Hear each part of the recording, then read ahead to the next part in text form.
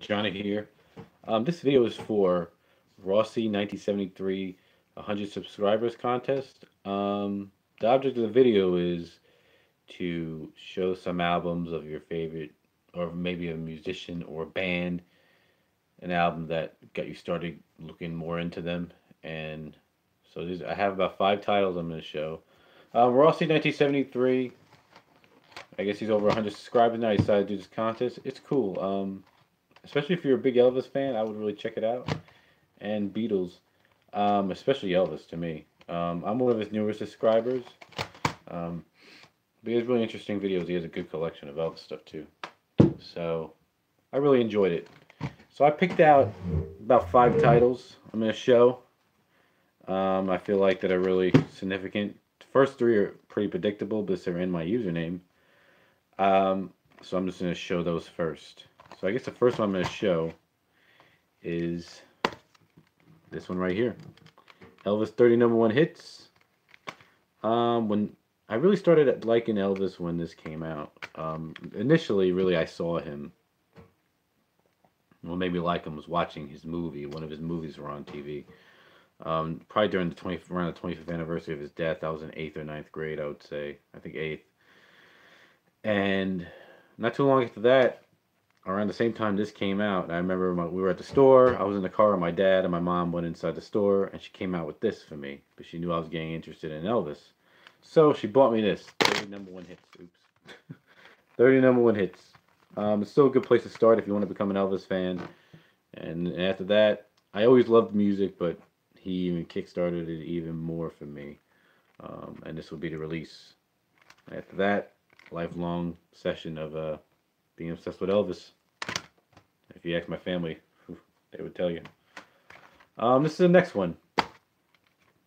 1979, Prince's second album, his self-titled album, Prince. The reason why I chose this one is because, I mean, I always knew who Prince was, but I wasn't really a fan, I would say, till I was about either sophomore or junior in high school. So I became a fan really late, but I became one really quickly, and a really dedicated fan quickly. But the reason why I chose this, I have a friend who was really into Prince, and he's like, "Hey man, do you like Prince?" We were listening to music in the car. We just got done, I think, working out or something at the time. And he's like, "Hey man, you into Prince?" I'm like, "Yeah, he sucks. I don't care for him." He's like, "No man, just listen to him. He's really, really talented. He does this, this, and this. Plays all these instruments." And I think the song he played, from what I remember, is "Why You Want to Treat Me So Bad." And I was like, "Hey, that was pretty impressive." I was hooked. And then after that, I remember going to a friend's house, but I wasn't buying it. I was at a friend's house, another friend, and we were bored. He's like, "Hey man, let's watch Purple Rain." I'm like, I don't. Who cares, Prince? Is that the one about Prince? Yeah. Who cares? I watched it, and actually, I think he let me borrow it, and I went out and bought it myself. Purple Rain. So yeah, so I would say this is the album that did it for me. And again, lifelong fan. I saw him concert twice, including his very last concert of his life when he came here to Atlanta. Um, Great guy, and I have a lot of music memorabilia of him. And of Elvis, too. If you watch my channel. In this, I have a lot of stuff of him. So, yeah, Prince's self-titled album. Next one is Michael Jackson. I didn't know which one to pick. Everybody heard Thriller first, probably. But I chose Bad. I guess technically it should be either Thriller or the History album, because when we moved down here to Georgia in '95, I remember we lived in the apartments, this apartment complex, and the VMAs were on or something, and he was on there, and he did this crazy medley of his songs, and I was just in awe. I mean, I knew who Michael was again, I knew who he was, but didn't really care for him like that, and it was after all his charges and all that, a few years later, and he returned with the History album after the Dangerous album. But after that, I started discovering Michael, and this is the album that does it for me, is the Bad album. And I would say my favorite track on here is Smooth Criminal, and it's also my favorite music video of his. So this is 1987, Michael Jackson's Bad album. A lot of good music came out in 1987 to me. A lot of good stuff. But This is my favorite period of him. Next is a country singer. A lot of people don't know who he is unless you're in the 90s country. He's kind of a one-hit wonderish kind of guy, but he's awesome. I still like him today. His name is Neal McCoy, and this is his greatest hits from 1987. Um, Neal McCoy I started liking. Again, we moved down here from New York here to Atlanta, Georgia, when I was a kid, and the car we had could only reach like country stations. It was crappy radio. Only reached country stations, and me and my family started getting in the country, you know. And then we all accumulated a love for country, and we all had our artists that we loved. Like my sisters liked their own artists, and this guy Neal McCoy, my mom liked her own artist, my dad, but this guy Neal McCoy did it for me. Um, the song that I guess that was big at the time was "The Shake," and I used to have this on cassette. I don't know where the cassette is. I don't even think I have it anymore. But this is the album that really kickstarted Neal McCoy for me. And I seen him in concert about 3 times. He's not big anymore. He plays little venues, and I met him twice. So it was really cool to meet somebody you admired growing up, and really kicked off a love for a different genre for me and my family. So that's why I chose Neal McCoy, the greatest hits. And the song that did it for me was "The Shake." So he's a really good entertainer, man. It's a shame he's not that big anymore. All right, the last release. This is a rap duo group. This came out in 2003. It's called The Speaker Box and The Love Below from Outkast. It's a double CD set. So there's a speaker box right there. Okay.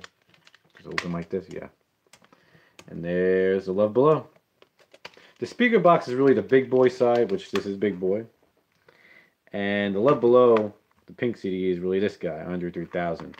I always listen to rap, but these guys, to me, are like they're great rappers. This is my favorite rapper here, is Outkast, and this is the album that did it for me. This album came out; it was very big. This is really my generation right here. I was either a freshman or a sophomore in high school when this came out.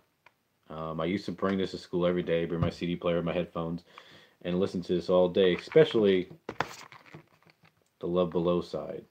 The biggest songs on here was probably Hey Ya, and that's a huge song. That's probably one of their biggest hits, and there's so much more than that. And I like The Way You Move, which was on the big boy side. But yeah, I always listen to Love Below side a lot, a little bit more than Big Boy. But this is a big album, and they only had one more album after this. And I'm glad I saw them twice. I'm glad I saw them in concert once, because they probably won't ever rap together again or tour. He still raps, Big Boy, but Andre, not so much. He said he feels like he's too old to rap, and he's only like in his 40s. But he's an amazing rapper, too. But anyways, the reason why I chose this is because this is the album where he done it for me. And I started collecting the rest of their other albums all the way from the very beginning. Southern Playalistic Cadillac Music until Idlewild in 2006. And I have his albums too. But a lot of great memories with this album. So, and I think they're very different from any other rap that you ever hear. They use different elements, which is really cool. I think that's why I like them so much. But anyways, so yeah, that's my 5 titles I decided to choose. I didn't want to choose a whole bunch. I can choose a lot. So recap. Outkast, Speaker Box, The Love Below. Neal McCoy, Greatest Hits. Michael Jackson's Bad Album. Prince's self-titled album.